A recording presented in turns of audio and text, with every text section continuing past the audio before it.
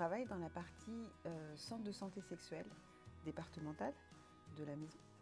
Donc j'accueille des jeunes et moins jeunes, femmes et hommes, en demande autour de la santé sexuelle, de la contraception.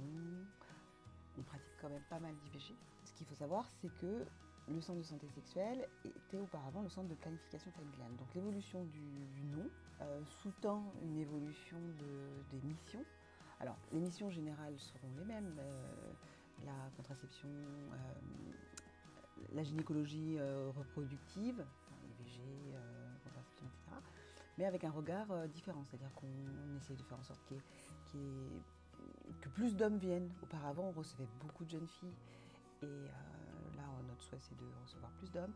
Un regard plus ouvert sur la globalité de la personne. Avant, c'est sûr qu'on a toujours été proche de nos patientes, mais plus d'interrogations sur la sexualité, le bien-être sexuel, et pas se limiter aux aspects, j'allais dire, médicaux de la prise en charge.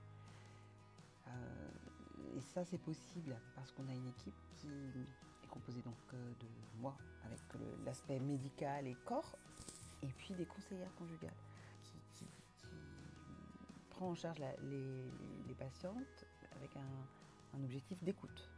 On a la chance d'avoir du temps pour nos patients et chaque consultation dure environ 1 heure avec une demi-heure d'écoute avec la conseillère et puis le temps médical sur lequel on revient sur les questions parce que l'objectif quand même, un des objectifs plutôt, c'est aussi du dépistage et de l'orientation. Et puis si on pose des questions de dépistage du style « avez-vous déjà été victime de violence ?», il faut qu'on ait la disponibilité psychique et le temps de pouvoir accueillir la réponse. On ne peut pas poser ces questions juste pour cocher des cases. Et donc c'est nécessaire d'avoir du temps pour ces consultations et on l'a grâce à une organisation que le département met en place et qui est plutôt bien pensée.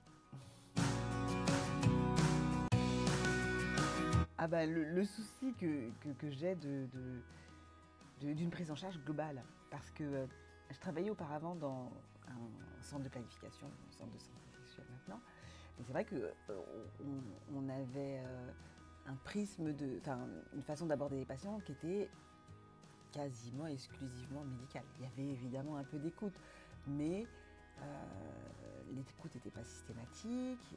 Alors les questions étaient systématiques, mais cet aspect spécifique dont je vous ai parlé, de temps et de disponibilité pour recevoir la parole, voilà, il est particulier ici. Après, ce qu'il y a aussi de spécifique ici, c'est qu'on est une équipe de personnes qui ont vraiment des motivations pour le soutien, ce qui fait que c'est une équipe très soudée, c'est très facile de travailler ici. Ce qu'il y a comme changement, c'est que les couples ils ont plus d'informations.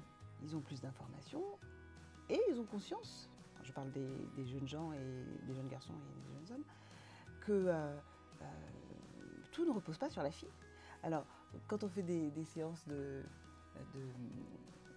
d'animation sur la vie affective et relationnelle et sexuelle, où il y a des petits jeux qu'on met en place et on pose des questions. Est-ce que le préservatif c'est pour les garçons, la pilule pour les filles? Alors auparavant c'était, je dirais 99%, ils répondaient oui. Alors évidemment on reprend et puis on développe.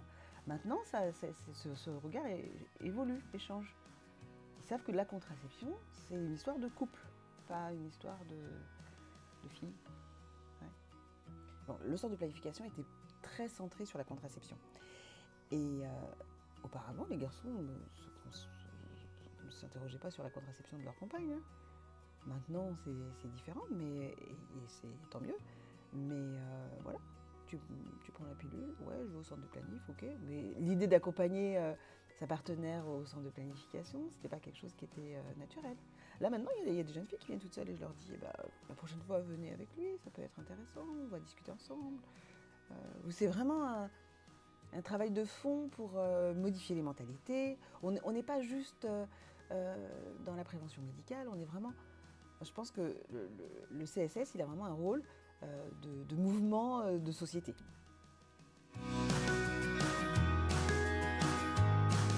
pense qu'on a aussi un rôle à jouer de façon plus générale dans des actions collectives autour de la vie affective, relationnelle et sexuelle, dont je vous parlais. Les directives nationales, ce serait de faire 3 séances par, année scolaire, et de la primaire, je crois, jusqu'au lycée. On en est loin, loin, loin, loin, loin. Alors, je viens d'un autre département, hein. Je travaille ici depuis peu.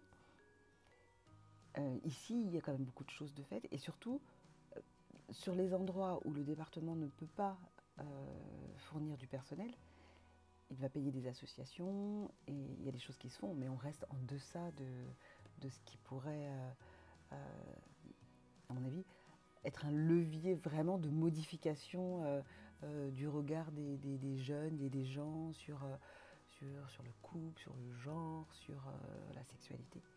Mais on avance quand même. Je